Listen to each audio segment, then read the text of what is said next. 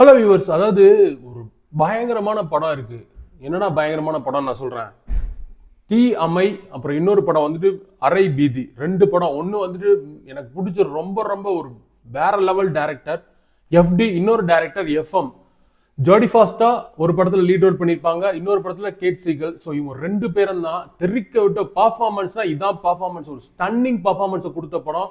அது போக இந்த ரெண்டு படங்களுமே டெக்னிக்கலாகவும் சரி, அந்த ஸ்க்ரீன் பிளேல இன்டென்ஸ் ஆடியன்ஸ்க்கு கடத்தக்கூடிய அந்த ஒரு மொமெண்ட்ஸும் சரி, பக்காவா வந்த படம்.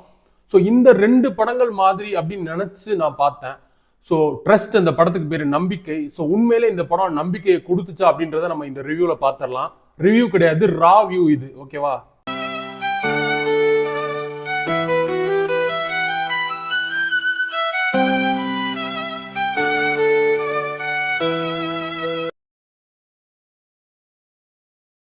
ஸோ வந்துட்டு இந்த படத்தோட ஸ்டோ அப்படிங்கிறது சிம்பிள் தான். நான் ஏன் ஸ்டோ அப்படின்னு சொல்றேன்னா, ஸ்டோரி அப்படின்னா தான் வந்து கதைன்னு ஒன்று ஃபுல்லாக இருக்குது அப்படின்னு அர்த்தம். ஸோ வந்து ரீயை விட்டுருங்க. ஸ்டோ அப்படின்றது ஒரு சின்ன ஒரு பெர்ஸ்பெக்டிவ்ல வர்றது தான்.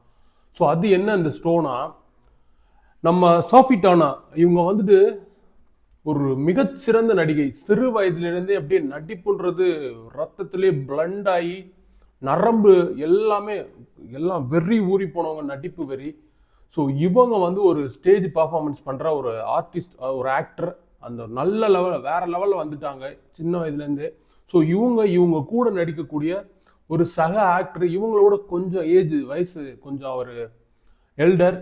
ஸோ என்ன ப்ராப்ளம்னா வந்துட்டு, இவங்க ரெண்டு பேரும் ஸ்டேஜுக்கு முன்னாடி பர்ஃபார்ம் நல்லா பண்ணிட்டு, ஸோ ஒரு குறிப்பிட்ட காலகட்டத்துக்கு அப்புறம் ஸ்டேஜுக்கு பின்னாடியுமே பர்ஃபார்மன்ஸை பண்ண ஆரம்பிச்சிடுறாங்க டைரக்டருக்கு தெரியாமலே. ஸோ இதனால என்ன ஆகுதுன்னா, ஒரு மிகப்பெரிய ஒரு ஸ்கேமுக்கு ஆளாகிறாங்க இவங்க. ஸோ இதனால அந்த எல்டர்லி பீப்புள், அவர் இருக்கார்ல அந்த எல்டர் ஏஜ் அங்கிள், ஸோ அவர் வந்து ரொம்ப டென்ஸ் ஆயிடுறாரு. ஒரு ஹிட்மேனையும் வந்து இவங்களை எப்படியாவது தூக்கி ஆகணும்னு ஒரு ஹிட்மேனை வந்து நியமிக்கிறாரு. ஸோ இவங்க இந்த மாதிரி ஒரு சூழல்ல இவங்க நம்ம வந்து பீஸ்ஃபுல்லாக வாழணும் அப்படின்ட்டு ஒரு ரிமோட் கேபின், ஸோ அதுக்குள்ள அங்கே போயிடுறாங்க. அந்த ரிமோட் கேபினுக்கு ஜார்ஜி அப்படிங்கிற ஒரு சேஃப்கார்டை கூட்டிட்டு போறாங்க. ஸோ அந்த சேஃப்கார்டு அப்படின்றத வந்து நான், அது ஒரு ஸ்பாய்லர், அதை நான் சொல்லக்கூடாது. ஸோ அப்படி அவங்க அங்கே போன உடனே வந்துட்டு பரபரப்பு உச்சத்துக்கு போயிடும். வேற லெவலில் தெறிக்க விட்டுருப்பாங்க. குறிப்பாக வந்து பார்த்துட்டீங்கன்னா அந்த ஃப்ளோர் வந்துட்டு அந்த அவங்க ரூமுக்குள்ளே இருப்பாங்க.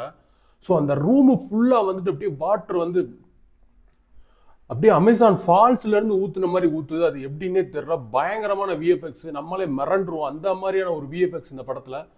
ஸோ அது மட்டும் இல்லாம அந்த குரூப் ஆஃப் ரேட்ஸ் இருக்குல்ல, அந்த ரேட்ஸ் வந்துட்டு வேற லெவல்ல, ஹீரோவுக்குலாம் பர்ஃபார்மன்ஸே கிடையாது. ஸோ இந்த எலிகள் வந்து மிகப்பெரிய ஒரு உதவி செய்யும் ஒரு சீன்ல.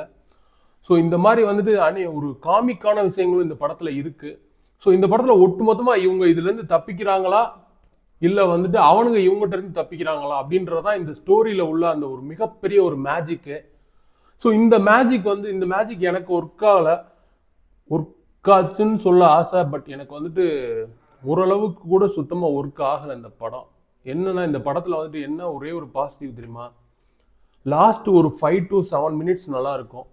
அதுக்கப்புறம் அந்த மிட் போர்ஷனில் வரக்கூடிய அவங்க ஹவுஸ் பிரேக் பண்ண சில கூன்ஸ் எல்லாம் ட்ரை பண்ணுவாங்க. ஸோ அது ரெண்டு தான் நல்லா இருக்கும். அது போக சாஃபி டானரோட பர்ஃபார்மன்ஸ், அதுவுமே வேற லெவல் பர்ஃபார்மன்ஸ். தெரிவிக்க விட்டுருப்பாங்க அப்படின்னு சொல்ல முடியாது.